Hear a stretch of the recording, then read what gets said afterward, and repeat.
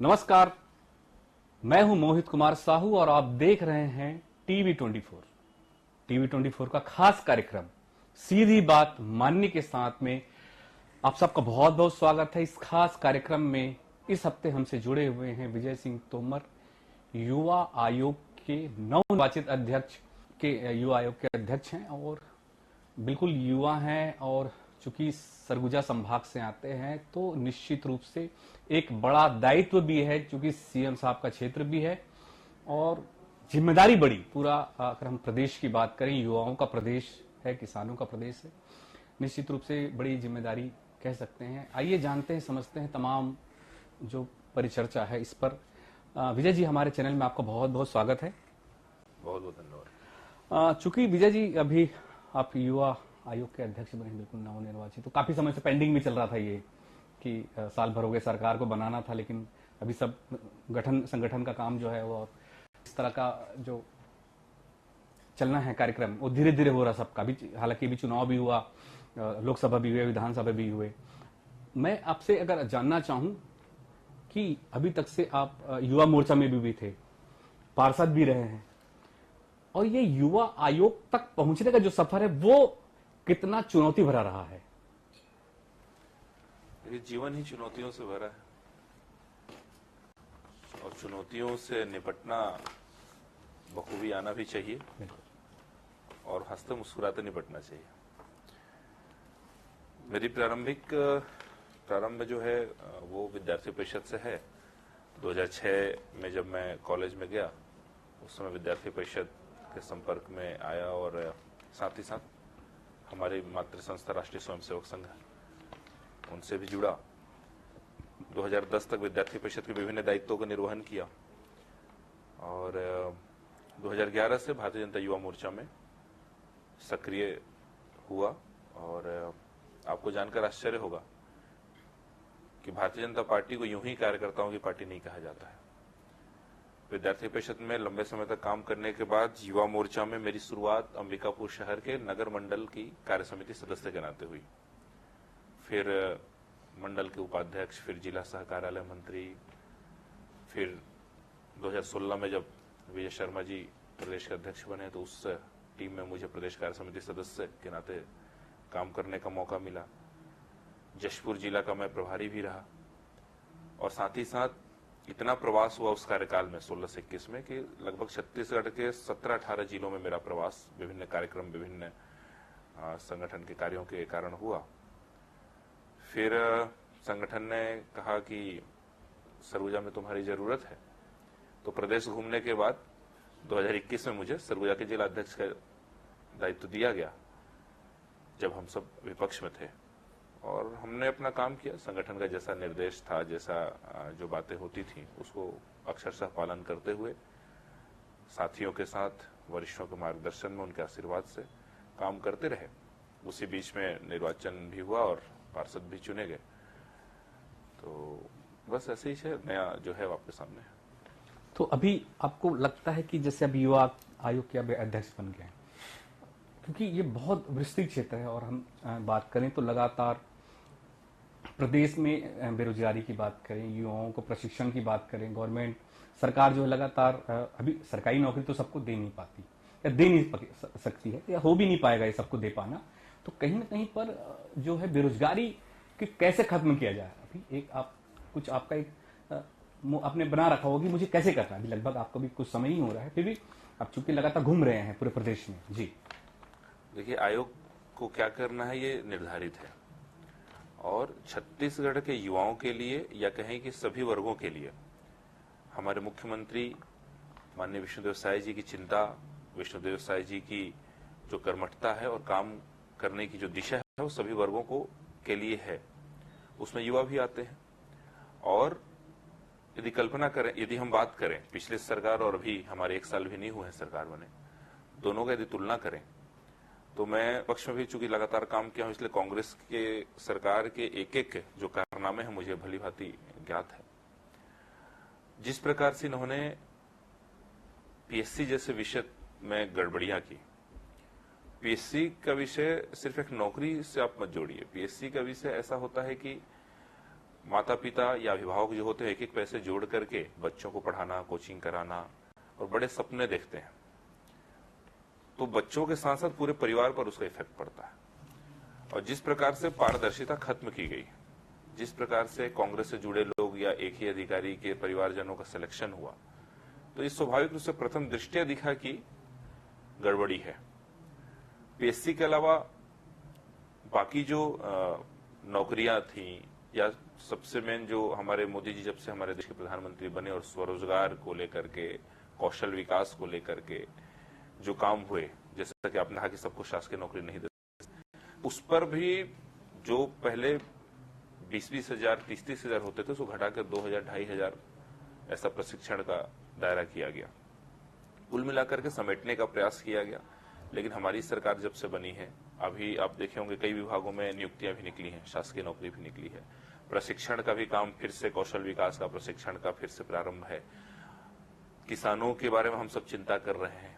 तो सभी वर्गों का, चाहे वो किसान का पुत्र हो या शासकीय नौकरी करना चाहता हो, फिर नौकरियां जो हमारी जैसे पीएससी के भी देखिए भर्ती हुई है और इंटरव्यू को थोड़ा बढ़ाया गया है क्योंकि पीएससी के चेयरमैन का गठन, चेयरमैन अभी नियुक्त हुए हैं। तो पूरी पारदर्शिता से और योग्य व्यक्ति को योग्य काम, उसमें हम देखते हैं कि पूर्व मुख्यमंत्री जी के, आप ध्यान होगा आपको कि उनकी बिटिया शायद हैं नौकरी जो कर रही हैं, वो किस प्रकार से नियमों में संशोधन किया गया। ये भारतीय जनता पार्टी में नहीं होगा। भारतीय जनता पार्टी में हमारे मुखिया विष्णुदेव साय जी के लिए पूरे छत्तीसगढ़ के 3 करोड़ लोग उनके परिवार हैं, उनका अपना कोई परिवार अलग से नहीं है।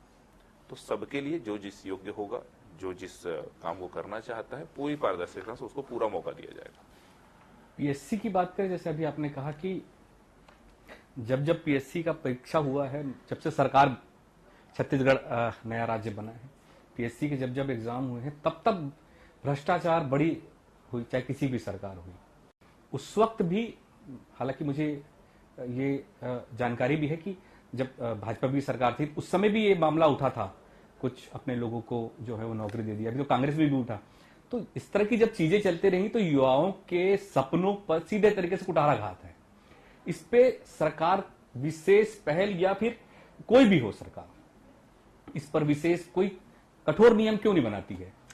नहीं, देखिए, भारतीय जनता पार्टी की जो सरकार थी, अब सब अधिकारी मैं किसी का नाम नहीं लेना चाहूंगा, लेकिन मुझे ज्ञात है कि सरगुजा को, खासकर जो जिसको मैंने देखा है, सरगुजा अंचल को, सरगुजा संभाग को, ऐसे ऐसे परिवारों के बच्चे पीएससी में सिलेक्ट हुए हैं जिनका कोई पीछे बैकग्राउंड नहीं था, जिनके पिताजी शिक्षक थे, जिनके पिताजी किसान थे, जिनके अभिभावक सामान्य परिवार से थे। वैसे नियुक्तियां हुई हैं डॉक्टर रमन सिंह जी कार्यकाल में। आप इन 5 सालों की बात कर सकते हैं जो जिस प्रकार के गड़बड़ियां हुई और वो सामने दिखा।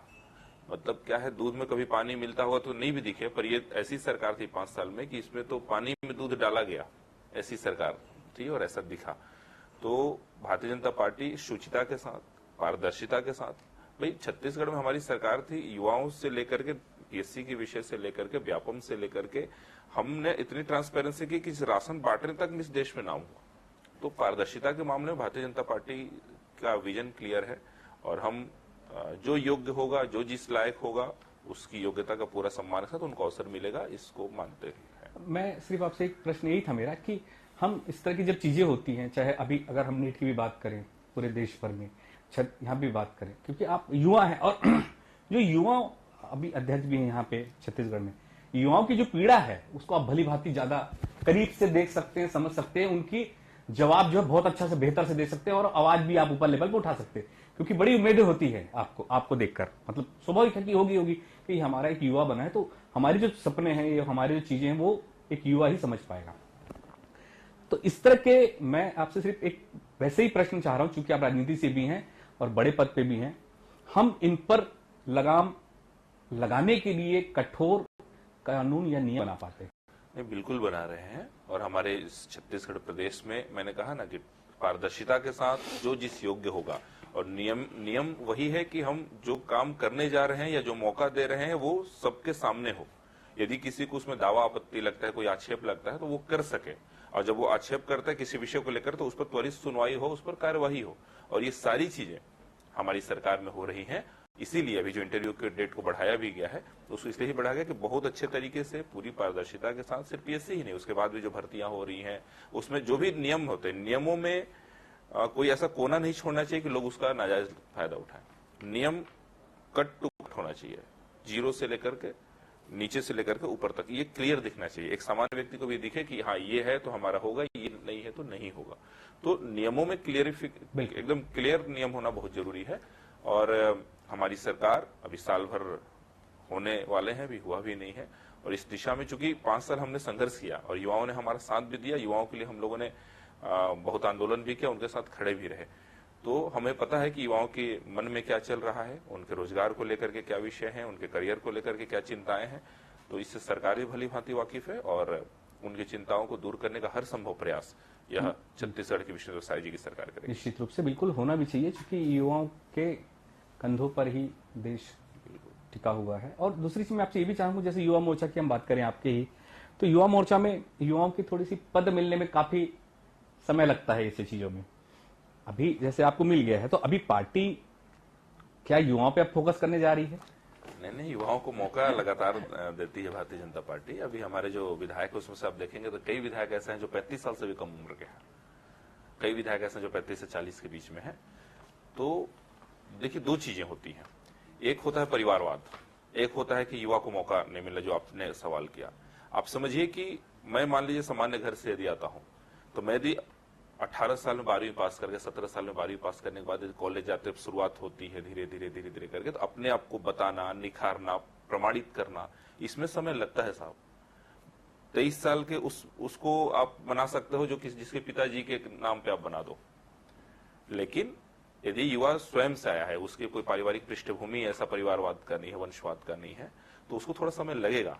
35 साल की उम्र में, 40 साल की उम्र में मिलेगा। और भारतीय जनता पार्टी चूंकि परिवारवाद का विरोध करती है, वंशवाद का विरोध करती है, लेकिन युवाओं को मौका देने में कमी नहीं करती है।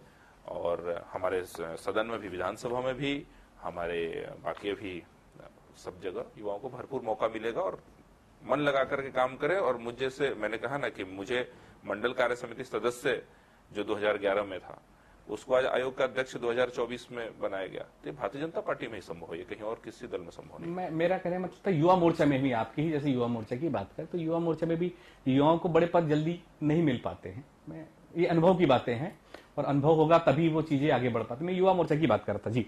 मैं ये भी पूछ रहा था कि जैसे अभी युवा मोर्चा जिला अध्यक्ष के रूप में आप सरगुजा जैसे क्षेत्र में आपको काम करने का अनुभव हम देखते हैं, तो कैसा रहा सरगुजा? क्योंकि बड़ा विस्तृत क्षेत्र है और बहुत खूबसूरत जगह है वो जी। सरगुजा में युवा मोर्चा के नाते हम लोगों ने जो काम किया, पूरी टीम के साथ हमने काम किया, तो वो विपक्ष में ही किया। और कांग्रेस के बड़े नेताओं का जो अभिमान था और लोगों से उनका जुड़ाव जो खत्म हो गया, उसको लेकर के हमने लोगों के साथ संघर्ष किया। उनकी जो प्रदेश सरकार की विफलताएं थी, उसके अलावा स्थानीय जो विषय थे पूरे सरगुजा जिले में भी और सरगुजा संभाग में भी, उसको लेकर के जन जागरण का जो काम वो भारतीय जनता युवा मोर्चा के नाते हम लोगों ने किया। और एक तो उप मुख्यमंत्री थे, हमारा 3 विधानसभा का जिला है जिसमें से एक उप मुख्यमंत्री थे, एक मुख्यमंत्री बड़े करीबी मंत्री थे, एक और थे जो पिछले उनका परिवार 15, 20, 25 सालों से विधानसभा पहुंचता रहा है एक ही क्षेत्र से। तो तीनों बड़े ही कद्दावर माने जाते थे। लेकिन यह लोकतंत्र है और जनता यहाँ की मालिक है, तो आप ठीक जब तक रहोगे जनता बिल्कुल सर आंखों पर बैठाएगी। लेकिन यदि आप अभिमानी हो जाते हो, आप अपने मतांध हो जाते हो, आप लोगों से जुड़ाव खत्म कर देते हो, उनकी संवेदनाओं से आपका उनसे जुड़ाव नहीं रह पाता, तो फिर आपको नमस्ते करने में भी देरी नहीं लगेगा।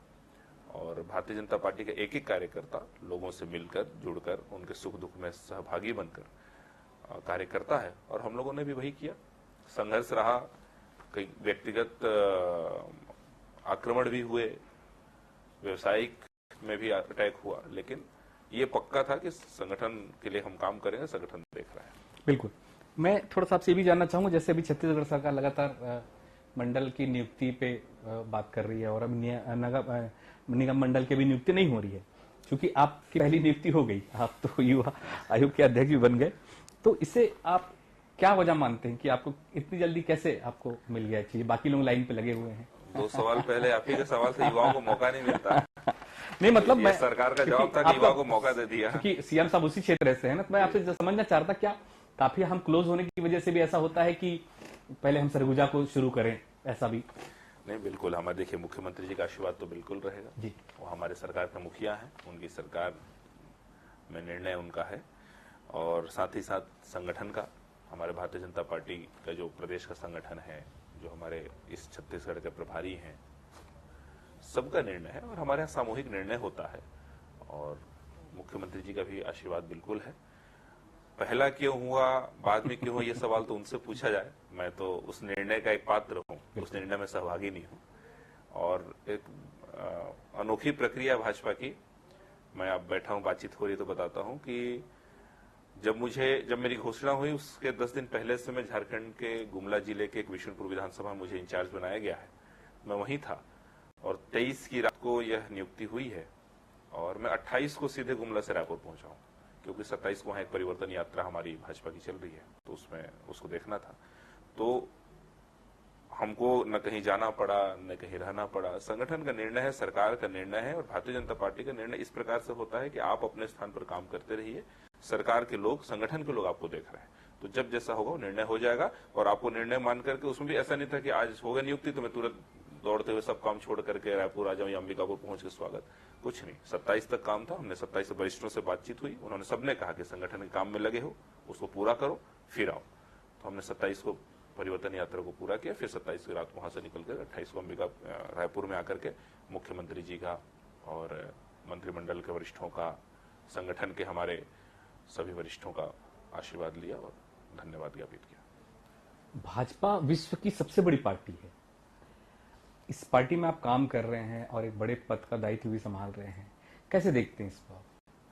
अद्भुत दल है भारतीय जनता पार्टी, और सिर्फ दल नहीं है, ये एक परिवार है।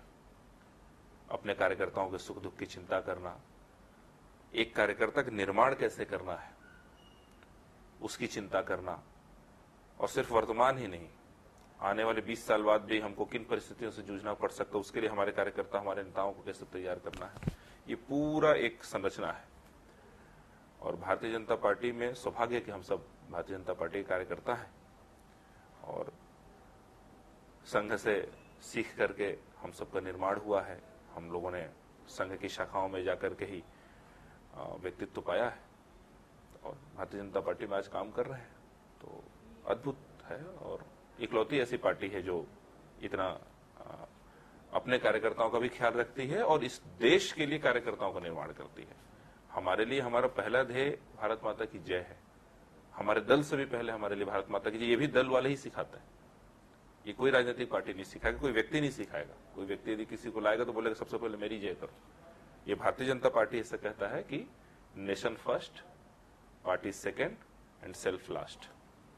तो आपकी पृष्ठभूमि भी क्या राजनीतिक रही है इसमें, अगर हम जानना चाहें तो? नहीं, हमारे पिताजी सामान्य विश्व हिंदू परिषद से जुड़े हुए हैं और हमारे दादाजी भारत चीन युद्ध में आर्मी में थे, भारत चीन युद्ध में लड़ाई लड़े हैं और वो आर्मी में पहले से थे। और 72 की जो लड़ाई हुई, 1962 की जो भारत चीन युद्ध हुआ, उसमें भी वो लड़ाई की, उनके वीरता में मेडल मिला। उसके बाद वो रिटायर हुए और सामान्य तौर पर हमारा एक मिडिल क्लास व्यवसायी परिवार है ऐसा। क्योंकि अब तो चुनाव भी होने वाले फिर से म्युनिसिपल कॉर्पोरेशन के, उसकी लोग की तैयारी युवाओं, आपके क्षेत्र में पूरे प्रदेश की बात करें तो किस तरह की तैयारी चल रही है और युवाओं को किस तरह से उनको यूटिलाइज किया जा सकता है उसमें? देखिए, युवाओं के समर्थन से, युवाओं के मेहनत से भारतीय जनता पार्टी की सरकार बनी प्रदेश में और लोकसभा में भी हम लोगों ने काफी अच्छी बढ़त से हम लोगों ने छत्तीसगढ़ को भी जीता और देश में प्रधानमंत्री नरेंद्र मोदी जी को लगातार तीसरी बार प्रधानमंत्री बनाया। और जब दोनों केंद्र में और राज्य में हमारी सरकार है, स्वाभाविक सी बात है कि जो स्थानीय निकाय होते हैं वो बहुत सारे अपने विकास के कार्यों के लिए, बहुत से अपने काम के लिए राज्य सरकार पर निर्भर रहते हैं। और पिछली बार जो नगर निगम में चुनाव हुए, इन्होंने अपने जीतने के लिए जिस प्रकार से अप्रत्यक्ष प्रणाली अपनाया, तो सरकार बनने का फायदा उठाया, तो वो सब लोग देखे हैं और इस बार इनको सब जगह जवाब मिल रहा है, इसमें भी मिल जाएगा। भारतीय जनता पार्टी बड़ी बहुमत से इस छत्तीसगढ़ में दोनों स्थानीय निकाय, चाहे पंचायत हो या नगरीय निकाय हो, अच्छी तरीके से सरकार बनाएगी। क्योंकि विधानसभा जब चुनाव हुआ और लोकसभा चुनाव हुआ, उसके बाद दोनों काफी कम अंतर से वो रहा जीत। क्या कैसे देखते हैं इसमें? विधानसभा तो ठीक रहा, लोकसभा में कम जीत का अंतर रहा। नहीं, लोकसभा भी अच्छा रहा, लोकसभा में कहाँ कम अंतर रहा। मतलब हमारे 11 में से 10 लोग जीते। कम अंतर का मतलब जैसे वोटिंग का अगर हम बात करें उस क्षेत्र की भी, वैसा भी सरगुजा में हम लोग 65-70 हजार से लगभग जीते हैं। ठीक रहा है, कोई ऐसा नहीं रहा है, कई परिस्थितियां होती हैं समय के अनुसार, लेकिन बड़ी जीत है, लोकसभा में बड़ी जीत है। अगर हम आपके डिपार्टमेंट की बात करें, विभाग की बात करें, युवा आयोग की, आने वाला 5 साल का आपने एक खाका खींच रखा हुआ कि हमको मुझे किस तरह से ये 5 साल के लिए काम करना है, तो कुछ बड़ी प्लानिंग होगी इसकी? हाँ, प्लानिंग चल रही है। कल भी शाम को मैं माननीय मुख्यमंत्री जी से मिला और यही सब विषय था। और आज सुबह प्रदेश अध्यक्ष जी किरण देव जी से भी सुझाव लिया, मंत्रिमंडल के वरिष्ठ सहयोगियों से भी बातचीत हो रही है। क्योंकि और मैं आपको बताता हूं कि मुख्यमंत्री जी ने बड़े ही, मतलब वहां सब लोग थे कि मुख्यमंत्री जी थोड़ा सुनते सबका है, लेकिन बड़े ही खुश होकर के और बोले कि विश्व जी तुमसे बड़ी उम्मीदें हैं और मेहनत से गुरेज मत करना। तो मैं बोला कि जब आपका आशीर्वाद है तो मेहनत में कमी किस बात की भाई साहब। तो उनका स्नेह है और विजन हर प्रकार से, चाहे खेलकूद का मामला हो, चाहे करियर को लेकर के क्या संभावनाएं हो सकती हैं, करियर गाइडेंस का क्या हो सकता है, जैसे अभी हमारे बस्तर ओलंपिक का विषय है, उसमें हम क्या योगदान दे सकते हैं। तो हमारे जो अलग अलग क्षेत्र के बच्चे हैं, तो जैसे बस्तर वाले हैं, वो शंकर जी का भी सावन बीता तो बड़े बड़े पहाड़ दौड़ते हुए चढ़ते हैं, तो क्या हम वहां एथलेटिक्स की संभावना देख सकते हैं क्या? हमारे जशपुर तरफ, हमारे सरगुजा में तीरंदाजी पहाड़ी कोरवा बच्चे हैं, पंडो बच्चे हैं, तो सिर्फ वो ऐसे ही क्यों, उनको संसाधन उपलब्ध करा के या थोड़ा ट्रेंड करके, क्या उनके इस टैलेंट का उपयोग जो उनके जीवन में उनके पेरेंट्स से आया है, जो उनको अपने माता पिता उनके पूर्वजों से है, उसका उपयोग और अच्छे तरीके से आज के समय के अनुसार ढाल सकते हैं क्या? तो विभिन्न प्रकार की बातें हैं और चिंता है। काम चल रहा है, काम 5 तारीख को मैंने प्रभार लिया, अगला दिन संडे था, सोमवार से ही ऑफिस में भी काम चल रहा है और सबके सुझाव के लिए मैं वरिष्ठों से मिल भी रहा हूं और कोशिश करेंगे कि छत्तीसगढ़ को युवा आयोग के भी माध्यम से कुछ हम दे पाए अच्छा कर। मैं आपसे थोड़ा सा भी समझना चाहूंगा, चूंकि सरगुजा से विधानसभा में काफी सीटें आई पिछले बार की अपेक्षा। पिछले बार तो खैर कांग्रेस की सरकार थी तो बड़ी बहुमतों से जीती थी, इस बार सरगुजा में एक तरफा जीत रहा, क्या वजह मानते हैं इसकी? सरगुजा के लोगों को की उपेक्षा और कांग्रेस के लोगों का अभिमान, काम नहीं करने की मंशा और आदत, और जिस प्रकार से इनके छत्तीसगढ़ की सरकार बनाने के लिए जो वादे किए थे, उन वादों में पूरी तरीके से फेल होना और स्थानीय स्तर पर भारतीय जनता पार्टी और वरिष्ठों के नेतृत्व में प्रदेश के निर्देशानुसार जो एक एक छोटी छोटी चीजों को लेकर के आंदोलन, लोगों को जागरण, ये सारी चीजें मिलकर के, और जो बड़े लोग थे, बड़े मंत्री थे, 14 के 14 विधायक उनके पास थे, वो जनता से सारोकार उनका समाप्त हो गया था। और भारतीय जनता पार्टी के लोग हारने के बाद भी, हम 0 पर थे, फिर भी लोगों के साथ खड़े रहे और इनकी वादा खिलाफी भी साथ में काम आई। इन सब कारणों को मिला करके एक प्रदेश में एक बड़ा मुद्दा है, मैं तो काफी करीब से देखो, चूंकि मैं भी यहीं का हूं तो मुझे बहुत करीब से चीजों को देखने का मौका पड़ा। यहाँ पर स्थानीय लोगों को बड़े बड़े उद्योग जरूर है हमारे यहाँ पे पूरे प्रदेश में, एनएमडीसी भी है, नगर नार प्लांट भी है, ऐसे सभी जगह हम देखे, लेकिन स्थानीय लोगों को ना रोजगार नहीं मिल पाता है। बेरोजगारी की बड़ी समस्या है, इसको लेकर युवा आयोग इस पर कुछ विशेष कुछ पहल करेगी या करने जाएगी इन 5 सालों में? बिल्कुल भाई साहब, युवाओं के हित में जो हो सकता है, ये जो हो पाएगा, उसको करने में किसी प्रकार का कोई संशय नहीं होना चाहिए। और छत्तीसगढ़ के युवाओं के हित के लिए काम करने के लिए ही गठन हुआ है। बिल्कुल। तो हर स्थिति में आपने जो कहा मेरे संज्ञान में नहीं है, और यदि ऐसा है तो उसमें और बेहतर क्या कर सकते हैं, कैसे इनकी सहभागिता ज्यादा से ज्यादा हो सकती है, कैसे हमारे बच्चे जो छत्तीसगढ़ के हैं उनको अपन सब लोग उनको जगह पर एडजस्ट कर सकते हैं। तो यदि ऐसी संभावना होंगी, ऐसा कहीं चांस कि उनको नहीं हो रहा है, तो उस पर भी बिल्कुल विशेष प्रयास करेंगे। क्योंकि ये हर बार विधानसभा में इस तरह के मुद्दे जरूर उठते रहे, स्थानीय बेरोजगारी की समस्या। हम बस्तर में देखें तो एनएमडीसी है, नगर नार प्लांट है, लेकिन स्थानीय लोगों को रोजगार नहीं मिलता है। वो इसलिए नहीं मिलता चूंकि उनको लगता है कि पढ़े लिखे लोग नहीं है बहुत ज्यादा, या ट्रेनिंग नहीं है, हम कुछ व्यवस्था नहीं करा पाते। बड़ी समस्या है। मैं देखिए ट्रेनिंग, रायपुर की भी बात कर सकता हूँ, दुर्ग भिलाई की भी बात कर सकता हूँ। दुर्ग इतना बड़ा स्टील प्लांट है हमारा दुर्ग, लेकिन स्थानीय लोगों को नहीं मिलता रोजगार। ये बड़ी समस्या है। नहीं, ट्रेनिंग का विषय तो देखिए हमारे यहाँ तो सिर्फ पढ़ाई थी और 11वीं पढ़ लिए, 12वीं पढ़ लिए, कॉलेज पढ़ लिए, लेकिन जो हाथ में कुशलता है, जो कारीगरी है, वो कहीं ना कहीं समाप्त हो रही थी। प्रधानमंत्री नरेंद्र मोदी जी के बनने के बाद उन्होंने जिस प्रकार से लोगों को इससे जोड़ा, लेकिन इस पिछले 5 साल में जब हमारे यहाँ सरकार नहीं थी उसको भी बंद किया गया।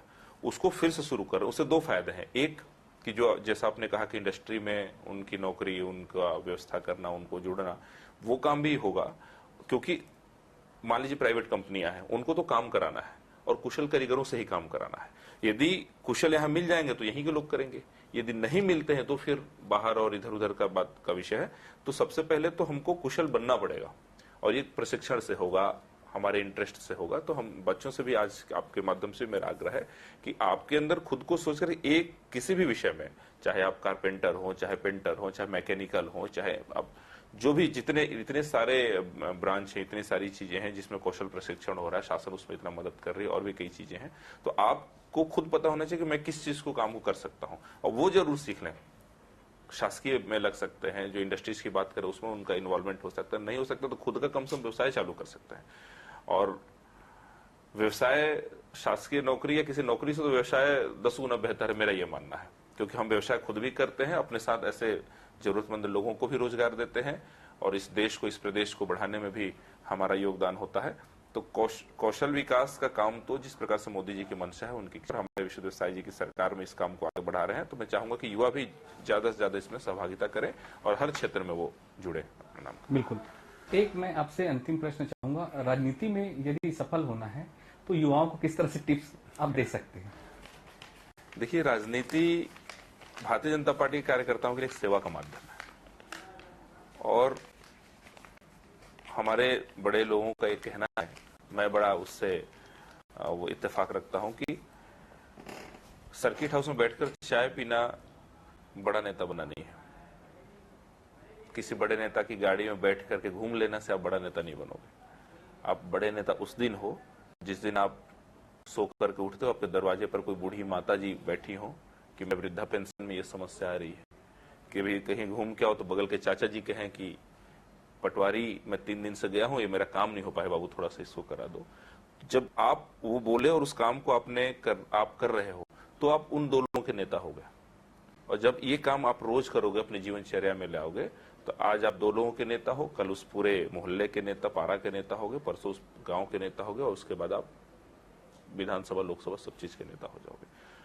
तो सेवा करें और समर्पण के साथ करें, अपने संगठन के प्रति आस्था रखें। तो इसके अलावा कोई निश्चित फार्मूला राजनीति में है नहीं। और अटल जी की एक कविता है कि क्या हार में क्या जीत में, किंचित नहीं भयभीत में, कर्तव्य पथ पर जो मिले ये भी सही वो भी सही। तो देने वाले तो ईश्वर हैं, बिल्कुल, मां महामाया है, प्रभु हनुमान जी हैं, लेकिन अपना कर्म निश्चल भाव से करते रहना चाहिए, तो सफलता आज नहीं तो कल जरूर मिलेगी। बिल्कुल। तो अपना कर्म निश्चल भाव से जरूर करते रहें, कर्मठता रखें और समर्पण और सेवा की भाव भी बहुत जरूरी है राजनीति में।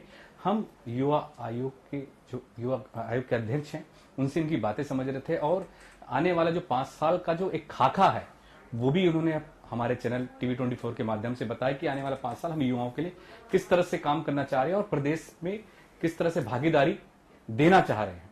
आने वाला समय युवाओं के लिए होगा, ऐसा हमारा मानना है, ऐसा हमारा सोचना भी है। बहुत बहुत धन्यवाद, बहुत बहुत शुक्रिया हमसे जुड़ने के लिए कुंवर जी, बहुत बहुत।